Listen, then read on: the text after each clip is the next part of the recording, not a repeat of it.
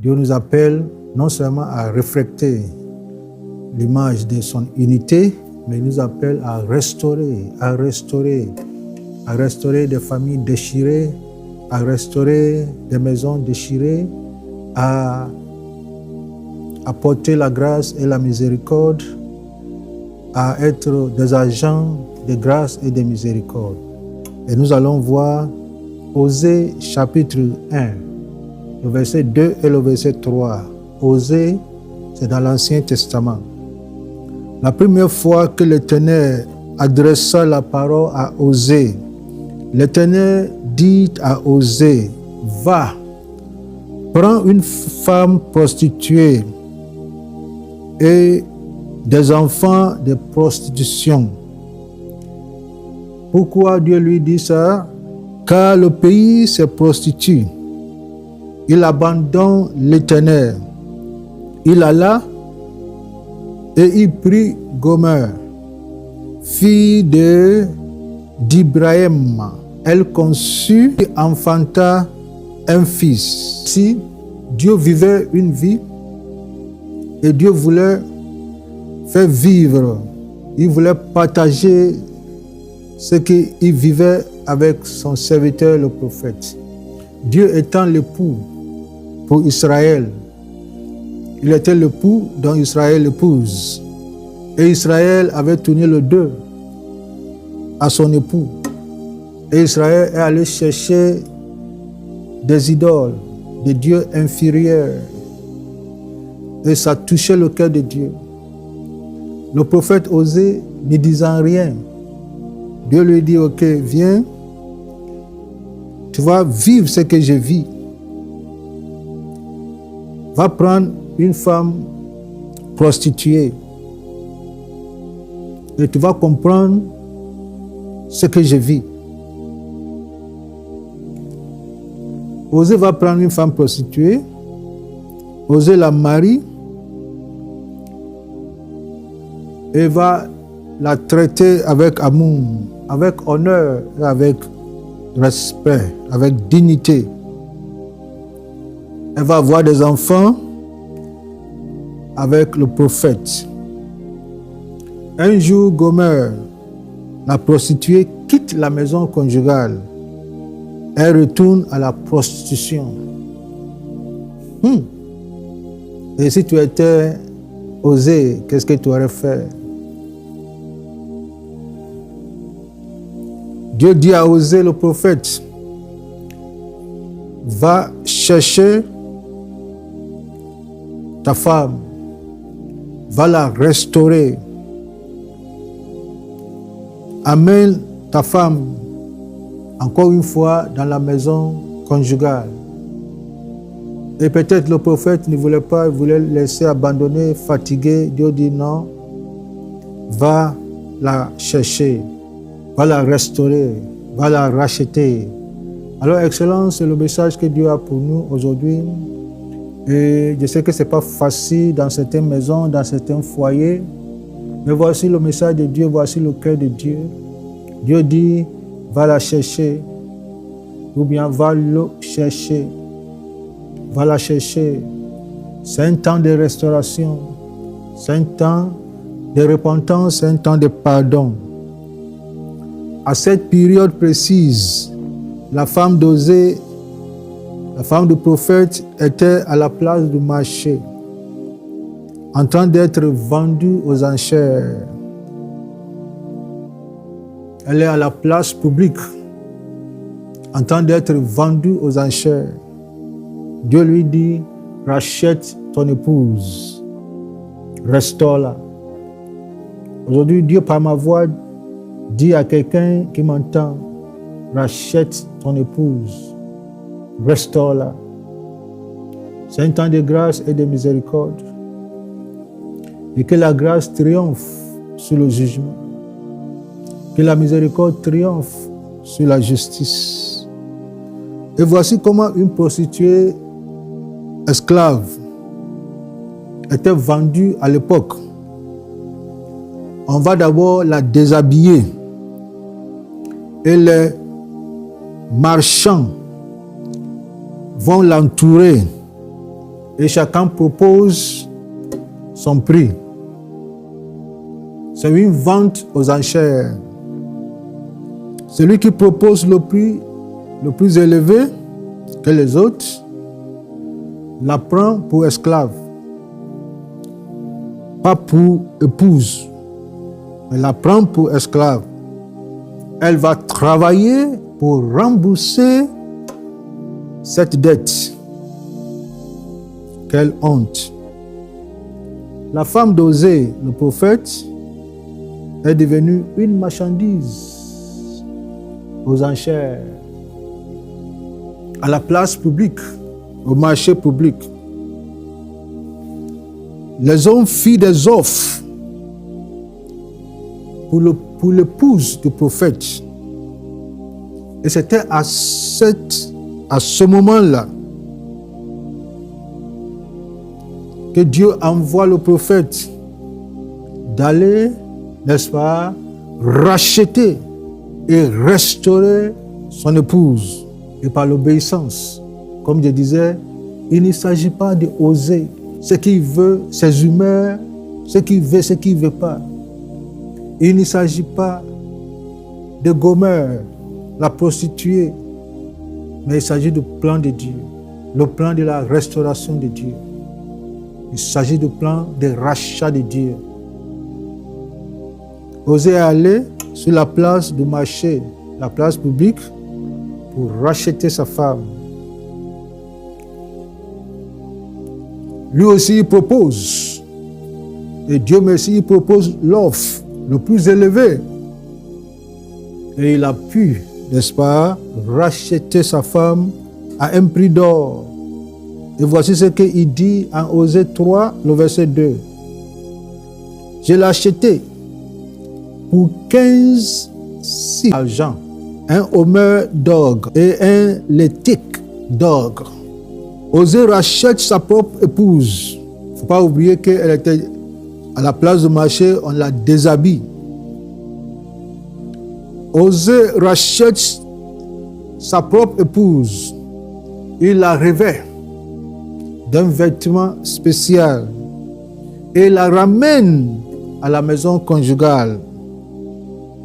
Et il continue d'aimer comme si rien n'était.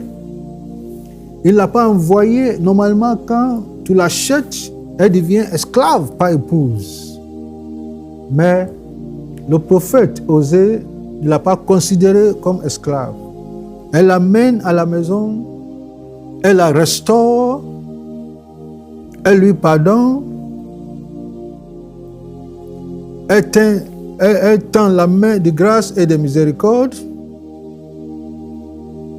Elle est restaurée, elle vient à la maison et elle continue de l'aimer comme si rien n'était. Ça, c'est un homme. Et notons ceci. Osée n'a jamais cessé d'aimer sa femme, malgré la prostitution. L'amour d'Osée, le prophète, n'est pas basé sur le comportement de Gomère, son épouse. L'amour d'Osée n'est pas basé sur les caprices de sa femme. Malheureusement, aujourd'hui, nous avons des pasteurs et des hommes du corps pastoral pour un rien. Et on repousse la femme. Et on va même chercher un argument dans la Bible. Non. On va dire, Dieu m'a dit de la laisser. Elle est sorcière, mais si elle est sorcière, délivre-la. C'est ton ministère, non? Osée n'avait point honte de s'identifier à sa femme nue et humiliée en public. Il était là, en train de proposer. Et il a tout fait pour acheter. C'est Osée qui a pris l'initiative, sous Dieu, de restaurer sa femme à lui. Il était obéissant à Dieu, soumis à la volonté de Dieu, et il agit. Il ne dit pas, chez nous on ne fait pas ça. Chez nous tu ne peux pas m'insulter. ou bien insulter ma mère. Chez nous, on ne fait pas ça. On n'est pas chez toi, nous sommes en Dieu, nous sommes en Christ, s'il te plaît. Il est allé lui-même racheter sa femme. Il n'avait pas honte. Il a proposé le prix le plus élevé. C'est un sacrifice. Alors pour la restauration, on a besoin d'un sacrifice. Faire un peu plus. Avaler certaines choses. Oublier certaines choses.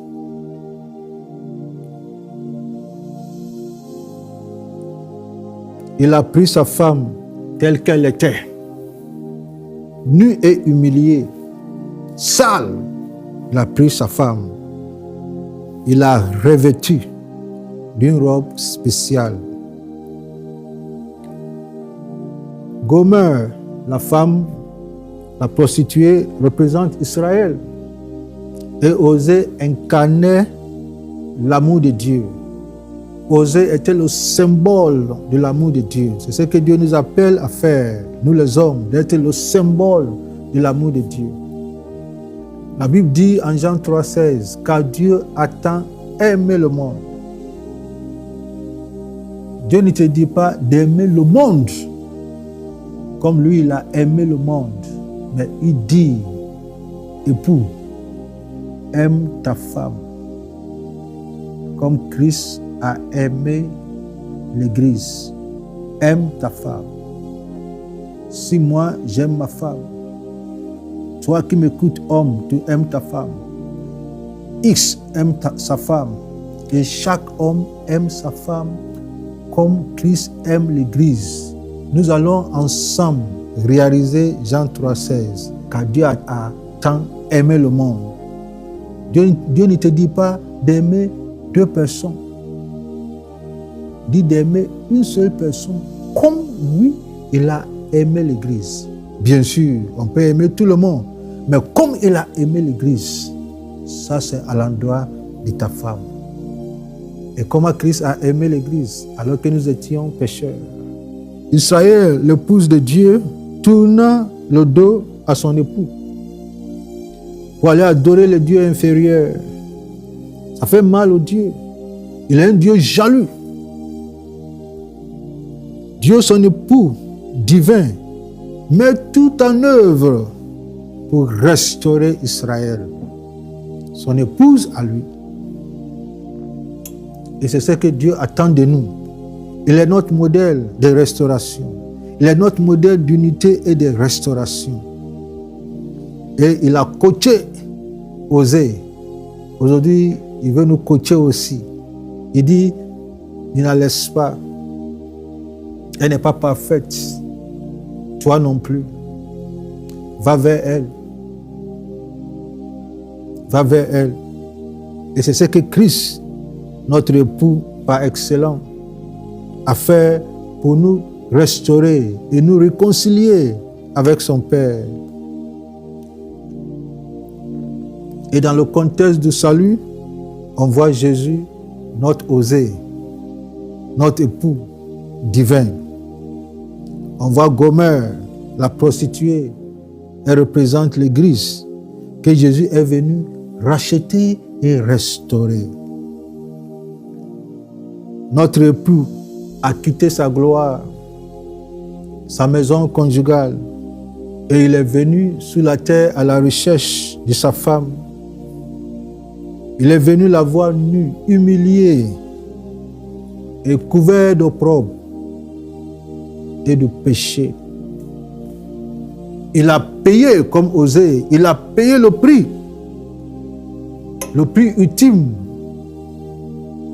pour le rachat de son épouse. Il a lavé par son sang. Waouh! Il a justifié comme si rien n'était. Justifié par la foi.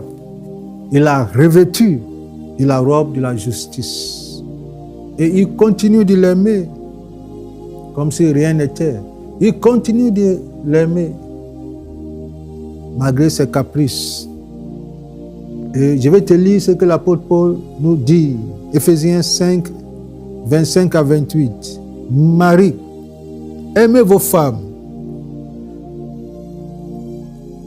comme Christ a aimé l'Église et s'est lui-même livré, lui-même pour elle, afin de la sanctifier. C'est ce que Osée faisait.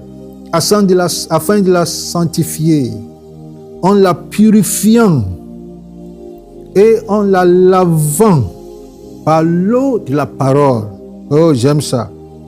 Pour le faire paraître devant lui une église glorieuse, sans tache, ni ride, ni rien de semblable, mais sainte et irréprochable.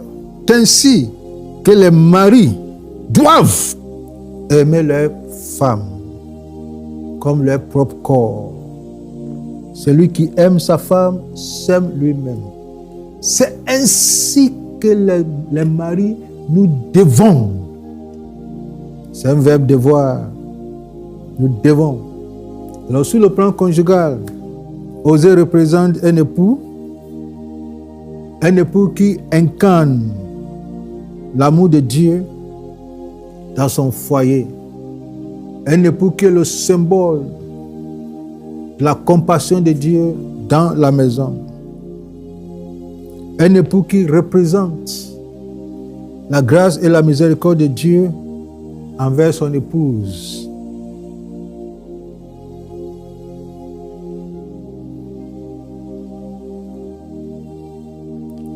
Un époux qui ne cesse jamais d'aimer sa femme, malgré ses comportements, malgré ses caprices.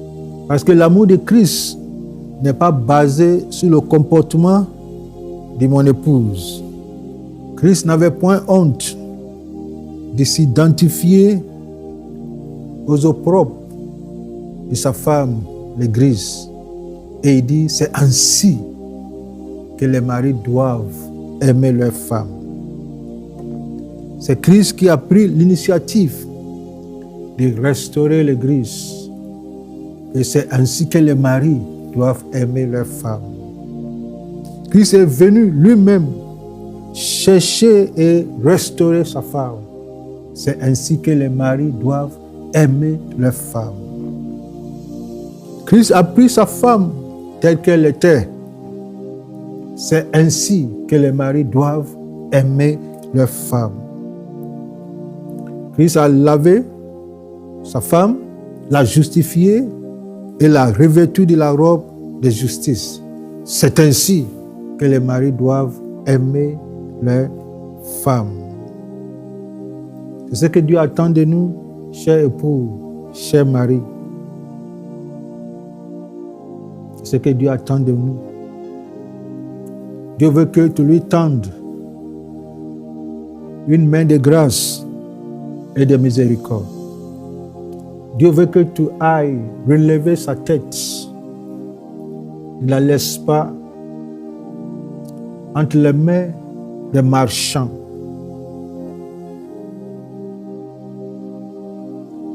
Va la couvrir d'une robe de dignité, de respect et d'honneur.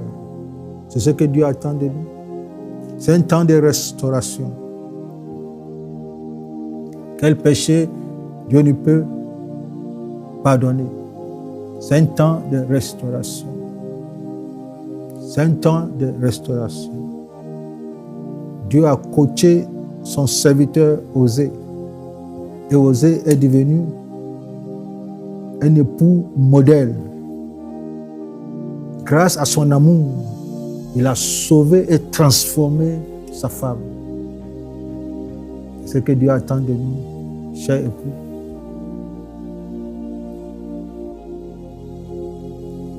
Parfois on dit, oh, ça c'est Christ, ça c'est Dieu. Mais cette fois-ci c'est Osée. C'est un homme comme nous. C'est un homme comme nous. Et je crois même que sa femme n'est pas allée plus loin. Je crois que ta femme n'est pas allée plus loin que la femme d'Osée. Lève-toi, Excellence. Va la chercher. Va la chercher. Il ne s'agit pas de toi. Il ne s'agit pas d'elle. Il s'agit du modèle que nous devons refléter. Il s'agit de l'amour de Christ que nous devons véhiculer. Il s'agit de la compassion de Dieu que nous devons incarner. Il s'agit de sa grâce et de sa miséricorde. C'est ça. Il ne s'agit pas de moi, de mon orgueil, de ma culture, de ma tradition. Non. Il s'agit de Dieu. Il s'agit de son royaume. Et dans son royaume, voici ce qui se passe. Va la restaurer. Et à la maison, Osée n'a jamais cité. Tu étais ça, tu étais ça. Hier, tu as fait ça. Avant-hier, tu as fait ça. Non. Quand la femme même demande pardon à Osée dit, c'est pourquoi j'ai mis ça dans la main d'Oubri. Voici un époux selon Dieu. Et Dieu nous appelle à aller le chercher. À le chercher. Tu as raison, c'est vrai. Elle a tort, c'est vrai. Toi aussi, femme, retourne. Tu as raison, c'est vrai. Il a tort, c'est vrai. Mais Dieu veut que tu véhicules son amour. Dieu veut que tu vives son amour. Et que tu véhicules son pardon, sa grâce et sa miséricorde. C'est possible. Je pense à cette femme adultère que les pharisiens ont envoyée. Selon la loi, elle méritait la mort. Il fallait la lapider parce qu'on l'a attrapée. C'est un flagrant délit. On l'a attrapée sous le champ. Et je pose la question, où est l'homme là? Si vous les avez attrapés, où est l'homme là? On a envoyé la femme. Elle mérite la mort. Jésus doit juger. Et Jésus a commencé à écrire sur le sol. Je ne sais pas qu'est-ce que Jésus écrivait. Mais j'imagine. Il écrit le nom de tel sacrificateur ou pharisien et il écrit ses péchés à lui. Il écrit le nom de l'autre et il écrit leurs péchés. Et ainsi de suite. Maintenant, il les regarde. Celui qui n'a point péché lance d'abord la pierre. Lance d'abord la pierre. Chacun voit ses péchés. Ça permet même les autres de voir les péchés des autres. Incroyable. Et chacun laisse sa pierre, son caillou et retourne. Jésus regarde la femme, dit, je ne te condamne pas non plus.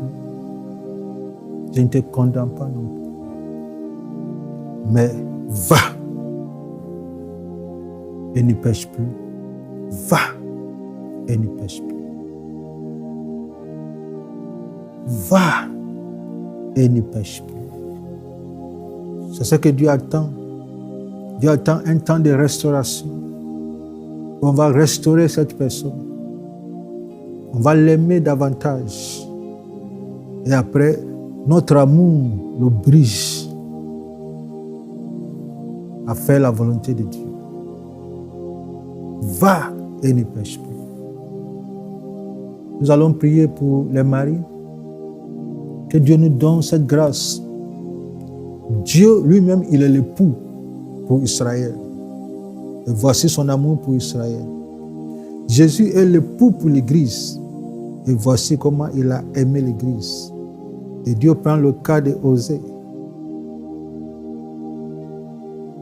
Et Dieu dit, c'est possible.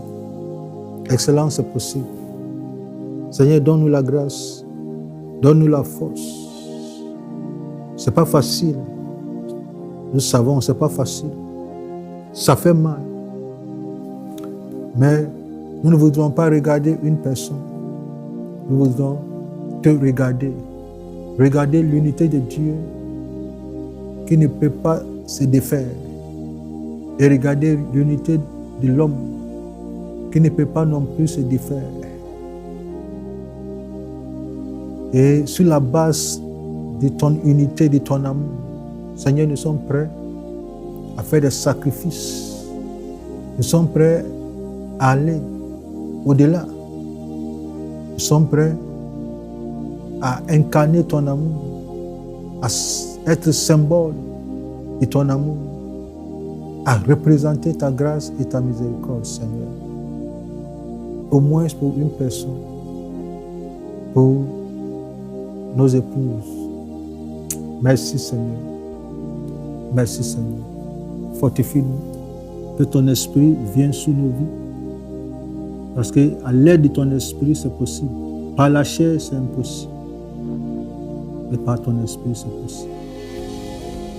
Restaure-nous, Seigneur, dans le nom de Jésus.